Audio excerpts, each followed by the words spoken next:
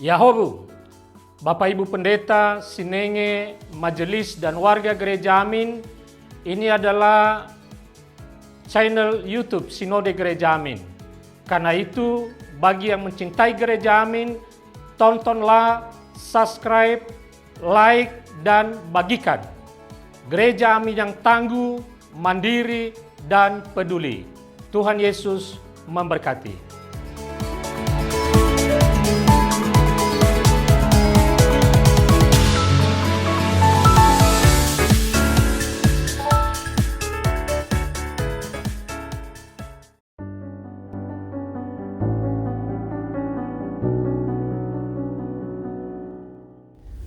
Shalom Sobat Muda. Kita akan merenungkan sabda Tuhan sesuai dengan yang tertulis di dalam Youth for Christ edisi Senin 2 Februari 2026 dengan tema The Next Level. Firman Tuhan yang akan kita gumuli bersama adalah dari Filemon pasal 1 ayat 1 sampai 25, dan nanti saya akan membacakan di ayat 16 saja. Sebelum kita merenungkan sabda Tuhan, perkenalkan, saya Pendeta CL, saya di Pamungkas dari GKI Karawaci, dan mari kita berdoa. Tuhan Yesus Kristus, kami mengucap syukur kepada Engkau yang memberikan kepada kami kesempatan untuk terus bertumbuh semakin hari semakin baik.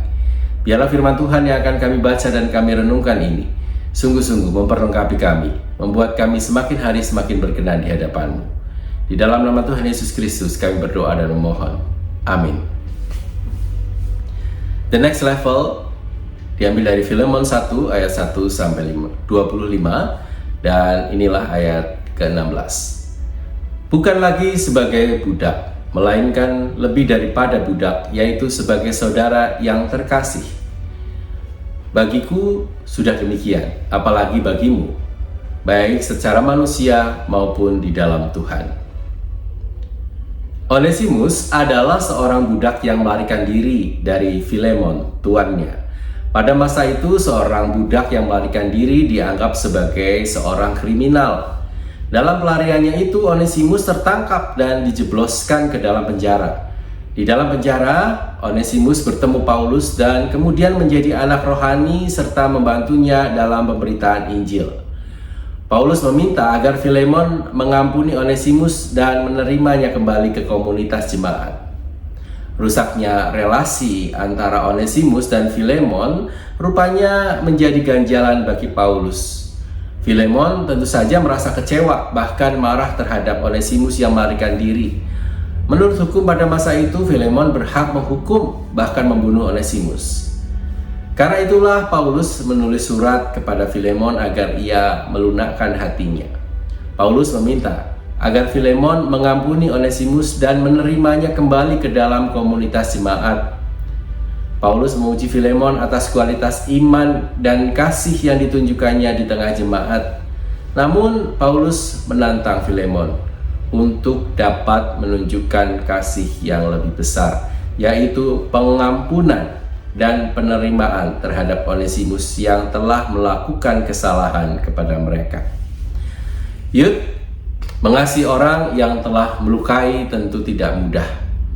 Karena itu Paulus menantang Filemon untuk dapat mengampuni kesalahan Onesimus dan menerimanya bukan lagi sebagai hamba, tetapi sebagai seorang saudara. Pada saat yang sama, Paulus tidak menampik bahwa Onesimus tetap harus bertanggung jawab atas kesalahannya. Paulus pun bersedia mengambil alih tanggung jawab tersebut. Pengampunan merupakan bentuk aplikasi kasih yang sulit dilakukan. Karena itu, jika kita sudah mampu mengasihi, kita perlu masuk ke next level, yaitu pengampunan. Sobat muda, 2 pertanyaan yang mengakhiri renungan kita. Yang pertama, kenapa Paulus meminta Filemon untuk mengampuni Onesimus? Ini bisa kita jawab. Yang kedua, kenapa kita perlu belajar untuk mengampuni? Ini perlu kita renungkan dengan dalam-dalam. Mari kita masuk di dalam doa. Tuhan Yesus Kristus, kami mengucap syukur kepadamu yang memberikan kepada kami kesempatan untuk hidup. Biarlah kami yang sudah diberikan kesempatan untuk hidup di dalam pengampunan.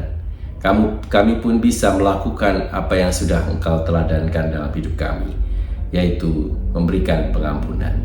Sehingga kehidupan kami semakin hari semakin berkenan di hadapan Tuhan. Inilah kami ya Tuhan, anak-anak muda dengan jiwa yang muda, dan kami memohon Engkau untuk terus menolong kami. Amin.